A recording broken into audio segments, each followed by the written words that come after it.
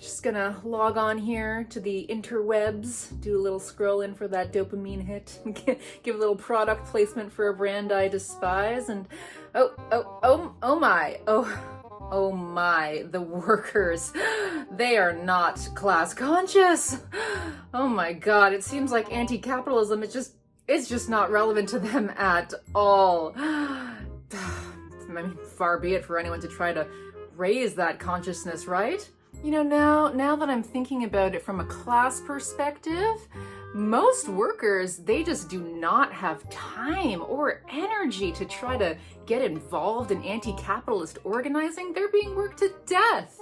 So in solidarity with those workers, I too will not only not participate, I will go a step further. I will tell everyone who does have the time and the means to participate that they should just absolutely forget about it. The movement is clearly bourgeois.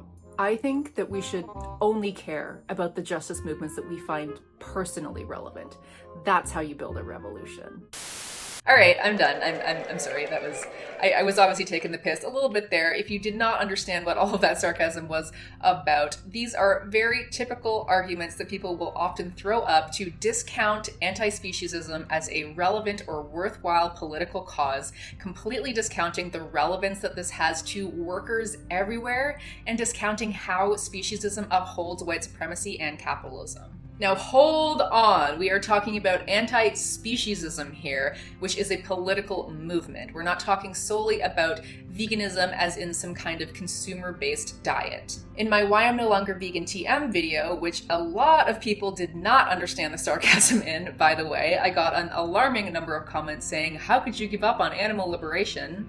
That's what you get for not watching till the end of the video. But in that video, we discussed veganism as a political stance that recognizes that we cannot consume our way to animal liberation in a global capitalist system that systematically destroys and encroaches on wild animal habitats. We also talked about the fact that under this exploitative political economy, not everyone has access to consumption choices that many of us take for granted. So here we are really talking about anti-speciesist action, and because speciesism is so bound up with white supremacy, with capitalism, colonialism, patriarchy, ableism, etc., anti-speciesist action involves activism or at least solidarity on all of those fronts, understanding that human and animal liberation are inseparable. The brilliant Menaka Repka of Nooch Design Co., who designed the stickers for this channel and the Vegan Vanguard, shameless plug, pointed out on a recent podcast with me that being vegan, as in just adopting a vegan diet, does not necessarily mean that you are anti-speciesist, because you could still be supporting systems of oppression like capitalism or white supremacy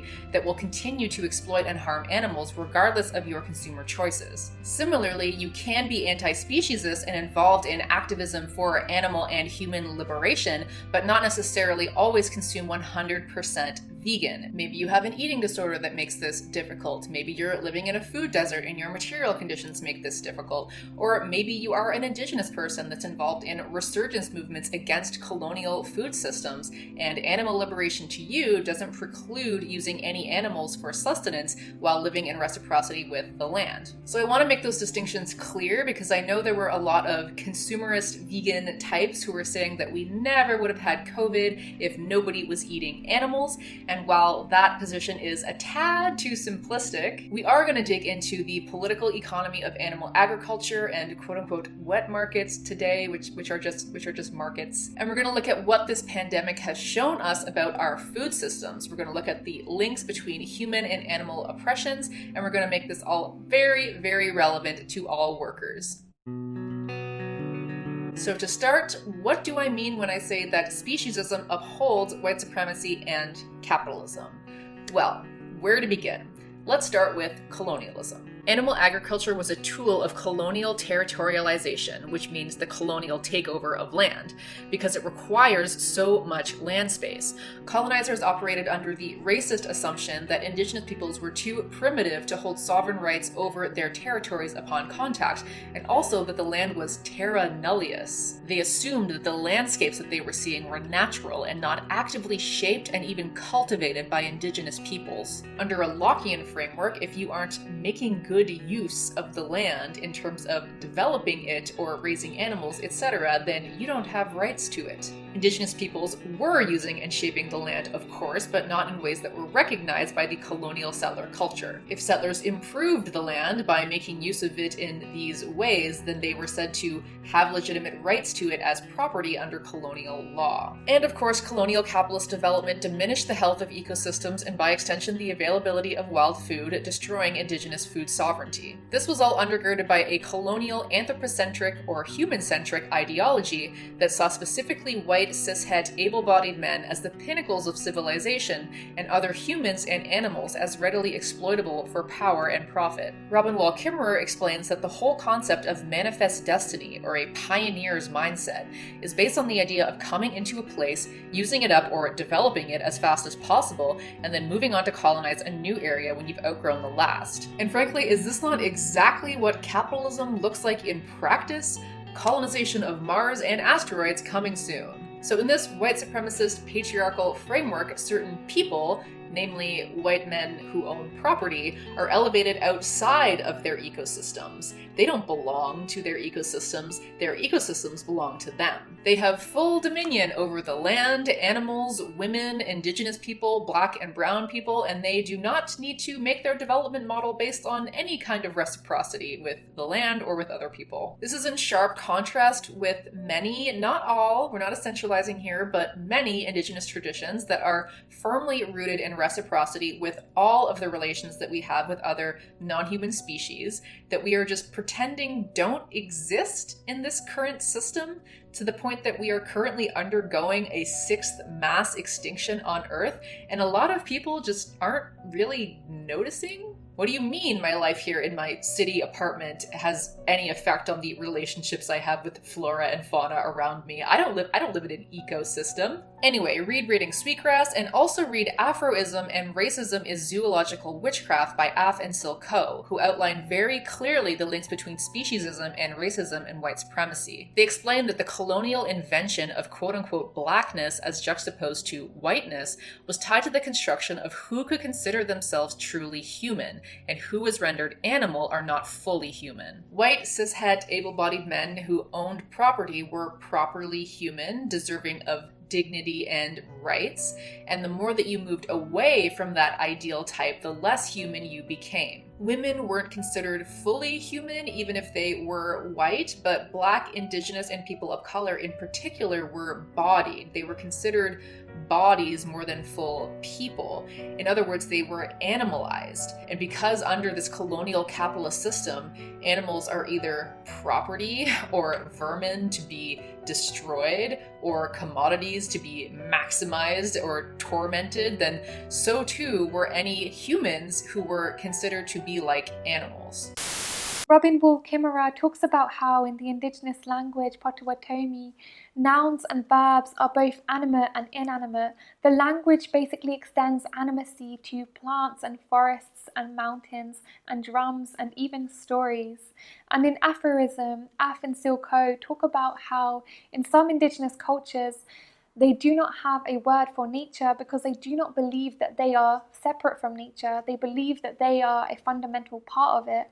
The English language, on the other hand, does not give us many tools for incorporating any kind of respect for animacy. You're either a human or you're a thing. We give personhood to corporations, but not to animals or nature. The arrogance of the English language is that the only way to be worthy of respect and moral concern and to be animate is to be human. And this basically gives us permission to pillage, plunder and kill because we believe that we are more deserving than the other 8.7 million species with whom we share this earth.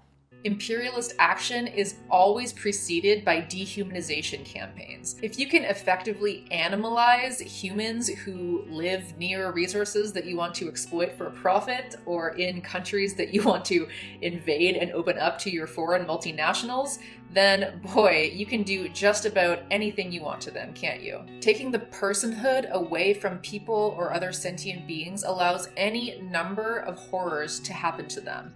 And this is based on the fact that in this system, animals are here for us, their lives and their pain, and even the roles they play in supporting ecosystems that support us do not matter. This is not to say at all that the oppression or exploitation of animals is the same as the oppression or exploitation of Black, Indigenous, people of color, women, etc., etc. But when you take a step back and look at the logics that are working to uphold and reproduce these oppressive systems, we find that they are very much bound up. Sonora Taylor in Beasts of Burden details the links between anti-speciesism and disability justice, and Carol J. Adams in The Sexual Politics of Meat looks at some of the connections between speciesism and patriarchy. I won't go into those areas today, even though they're important and fascinating, but my BFF and podcast co-host, A Privileged Vegan, has made videos about these subjects that you can check out in the description box below. In practice, animal agriculture is racist. Slaughterhouse work is some of the most physically, emotionally, and psychologically difficult work, and it is primarily done by people of color, particularly migrant workers, many of whom are undocumented and therefore cannot complain about the horrors of working in that industry, lest they be deported. And of course, it is never the big companies that face dire consequences. It is always the families of poor workers that are ripped apart when anything like this is exposed, even though it is no secret that this is what's happening. But this industry has an ungodly turnover rate. Workers are crammed in together in dangerous conditions, using dangerous machinery and sharp knives to cut through flesh and bone. The line speeds are so fast to keep profits flowing that it is nearly impossible for workers to not develop repetitive stress injuries, and many have lost fingers, entire hands, and entire limbs on the job. In fact, there are an average of 2 amputations per week in the US meat industry alone. And much like Amazon, to keep up with the line speeds, workers at many facilities are known to wear diapers because they do not have time for bathroom breaks. Most facilities operate nearly 24 hours a day, 7 days a week, killing and processing hundreds or thousands of animals each hour. As one worker stated, the line is so fast that there is no time to sharpen the knife. The knife gets dull and you have to cut harder. That's when it starts to hurt, and that's when you cut yourself. They are also breathing in particulate matter coming from feces, animal feed, animal dander, and skin cells, etc., which leads to chronic respiratory illnesses, the exacerbation of asthma, cardiovascular complications, and premature death. For example, 70% of all workers in pig confinement areas suffer one or more symptoms of respiratory illness. Workers are also breathing in ammonia gas, which is released from the large volumes of urine and manure on factory farms. The Occupational Health and Safety Administration also consistently allows profits to take precedent over worker needs. For example, despite the fact that ammonia is known to cause eye irritation and respiratory problems in concentrations as low as 6 parts per million, they continue to allow levels as high as 50 parts per million in factory farms. Hydrogen sulfide gas is emitted primarily from liquid manure, and repeat exposure to low volumes of hydrogen sulfide can cause symptoms such as dry skin,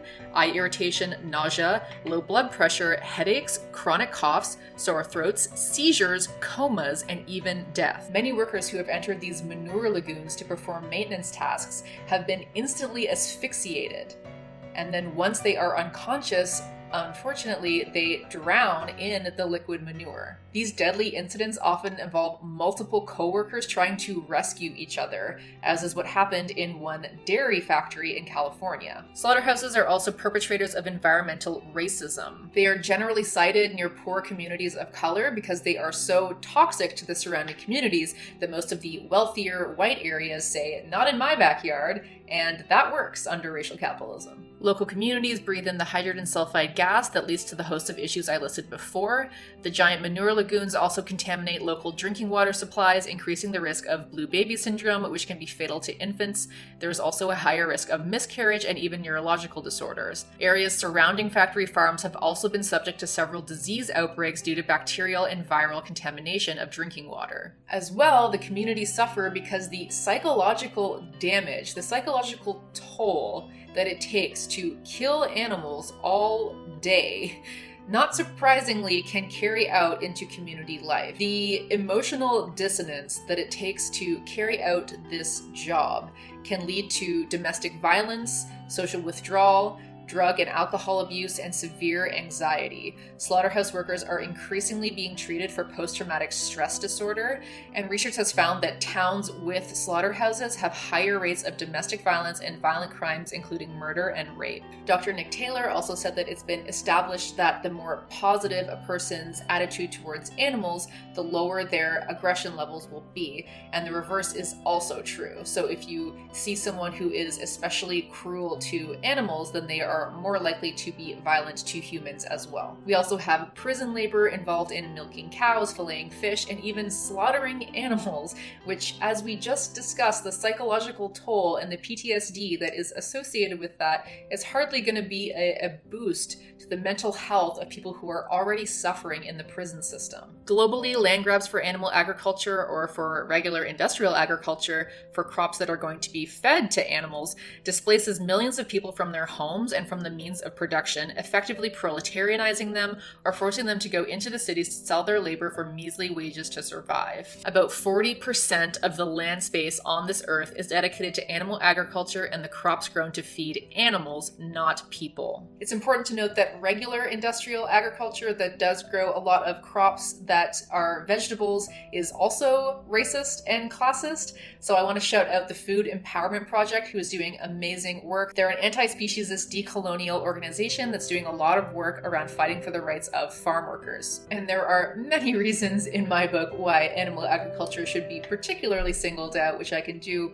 a whole other video on if people are interested. But as well, because animal agriculture and specifically processed meats are so subsidized by our tax dollars, processed meat is most readily available and most cheap in food deserts, which predominantly affect Black, Indigenous, and people of color. Processed meats are tied to cancer, diabetes, heart disease, and hypertension, so in other words, they lead to the comorbidities that disproportionately affect people of color and other poor workers and leave them more vulnerable to get sick and die during pandemics like COVID. Slaughterhouse workers are also exposed to far more antibiotic-resistant bacteria since animals are fed antibiotics on the daily, leading to the creation of new drug-resistant strains. Now let's dig into COVID and what this pandemic has shown us about our disgusting speciesist food system. Slaughterhouses and meatpacking plants were absolute hotbeds of this novel coronavirus, infecting thousands and killing upwards of 100 workers in the US alone. The workers themselves were at risk, but so were their loved ones and the rest of their communities. Plants were shut down for a short time, and there were consequent shortages of meat in the grocery stores and at restaurants for the ones that did stay open. Despite the shortage of meat products on the shelves, farmers were overloaded with quote-unquote surplus animals that they couldn't move to the slaughterhouses. So they began killing millions of animals themselves, even though these animals would never end up as food for anyone. And in fact, all of their bodies are being dumped together on these huge plots of land that are being leased by health officials to compost. Farmers would bring in what they had killed, and a cleanup crew would put their bodies into a wood chipper and then spread that out onto the compost heap. This has unsurprisingly taken a huge psychological toll on the farmers who have had to do this, to the point that they now need mental health support to deal with what they have done. And I really don't want to take away from the trauma of all of that at all. I could never do something like that. But I just have to wonder, is it really that much better psychologically to just ship all of these animals off so that some other more hyper-exploited worker can do that job? Some farmers sealed their barns and gassed all of the animals inside. One farmer individually shot 3,000 pigs in the head. It took him all day. And meanwhile, people across America were struggling to access enough food, lining up at food banks after losing their jobs due to COVID, because we have an economic system that sees food as a commodity and not a social right. This also shows us the problems and the cruelty and just the unnaturalness and irrationality of turning living sentient beings into commodities. As commodities, they live on a very tight schedule. Pigs, for example, have been grossly manipulated to grow up to 300 pounds over roughly 6 months. Pigs that grow too much above that weight make it unsafe for meatpacking workers to hoist them up along those kill lines. And right behind one generation, there is always the next being raised and needing to be shipped out to make room for the new babies. Farmers actually began killing piglets as well, with industry-approved methods being braining them, as in bashing their heads in. I don't know if you've actually seen videos of farmers doing this, but it is... there are no words. Pigs are not the only casualties either. Egg processing companies have gassed thousands and thousands of birds. This is all absolutely horrifying, of course, and an incredible indictment of this system, especially since plants have been reopened again, putting marginalized workers' lives in direct danger. And the USDA has used COVID as a cover to deregulate meat production even further, allowing faster line speeds and relaxing food safety inspection rules while giving a $19 billion bailout to these companies. Workers at several plants have staged walkouts, refusing to be treated as disposable machines, but the industry is considered essential, as if bacon is worth the lives of these workers. And I don't mean to trivialize the very small percentage of people who, due to very specific digestive or other reasons, do need some animal protein, but the vast majority of us do not need animal protein to thrive. And yet here we are participating and at times cheering on this completely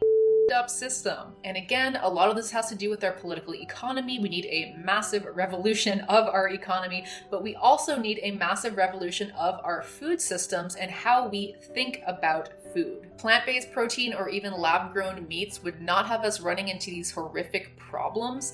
And we have not even mentioned climate change or sustainability at all, and how climate change is actually leading to the release of more pathogens that were previously locked up in ice, as well as disproportionately affecting poor workers in the global south. So it is annoying when leftists will say that there's no ethical consumption under capitalism, which of course there is not, but therefore we should not care about veganism, we should not care about animal liberation or anti-speciesism, because to them this is just a consumer thing and there's no political component to this. But we frankly cannot wait until the revolution for people to magically start caring about animals, to start caring and understanding about speciesism and how it relates to white supremacy and patriarchy, etc.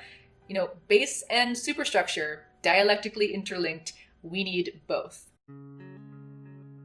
After the COVID-19 outbreak, there have been animated calls to shut down quote-unquote wet markets in China. Now, wet markets are just markets. You can think of many different farmers markets here or across Europe that sell either live or freshly caught fish or fresh meats, etc. So there's a lot of anti-Chinese and anti-Asian sentiment that goes into how we describe these wet markets, because the animals that are sold there are so exotic to us. They're just so strange, and who would eat that? But what is a normal animal to eat and what is an exotic one is a complete social construction. We've been taught from a very early age in the speciesist system that there are some animals that we love and we treasure and we would be horrified to eat, and there are some animals that's just their job, frankly. That's what they're for. They're not animals, they're food. Melanie Joy does a great exploration of this, but I always love this drawing from Cynical Coyote. What's the difference between the Yulin Dog Festival in China and Thanksgiving? Propaganda! And if people are suggesting that these local markets that support millions of people and local economies give way to industrial slaughterhouses and supermarkets, then they are grossly missing the mark. Industrial agriculture is what has encouraged the growth of the wild food trade, and many of the animals that are sold at these markets aren't even wild, they're actually farmed. They're just not typical animals that we associate with farming. But these markets and the wild food trade really started to grow and develop in response to China's economic transformation in the 1990s that saw them ramp up their food production to industrial scale. They basically adopted industrial agriculture, which pushed out a lot of small farmers and left them struggling to meet their livelihood needs. Many then turned to farming wild species that had previously only been eaten for subsistence. Similarly, the reliance on bushmeat in West Africa really developed after local fishers were cast out of their coastal waters by foreign trawlers in the 1970s, leading to the outbreaks of HIV and Ebola. So the problem isn't that some people have weird tastes for weird animals, it's our global profit-driven, meat-centered food system. As industrial agriculture and capitalist development increasingly encroach on quote-unquote wild space and destroy forest, wild animals are pushed further to the margins, as are the people who rely on hunting or farming wild animals for their livelihoods. This is increasing people's exposure to pathogens of wild animal species. Keeping in mind that a predominantly plant-based diet would use 1/10 of the land space we are currently using for animal agriculture, we could actually let a lot of these spaces rewild. And animal agriculture itself is a breeding ground for novel zoonotic diseases.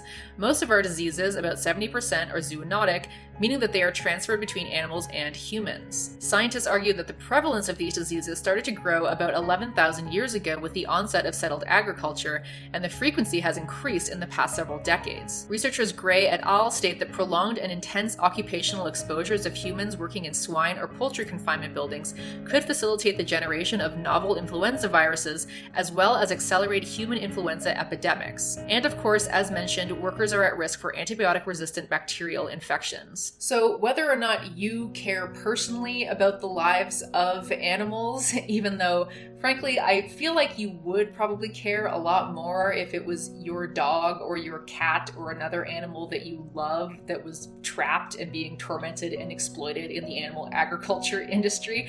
But anyway, even if you don't personally care about the lives of animals, there is frankly no way to deny that speciesism and anti-speciesism is very relevant to workers, is very relevant to other oppressions that we are also seeking to dismantle, and dismantling animal agriculture as we know it is vital to any kind of sustainable post-capitalist future where animals and humans are able to flourish. Animals are our comrades, and animals want capitalism to end. A shameless plug once again, but hopefully I have given you some food for thought today. Thank you as always to Tristan for editing this video. Thank you so much to my patrons. I could not do any of this without you. If you'd like to support the show, please consider becoming a monthly patron donor or tossing me a one-time donation or tip via PayPal. Check out my podcast at veganvanguardpodcast.com. Find me on Facebook and Twitter.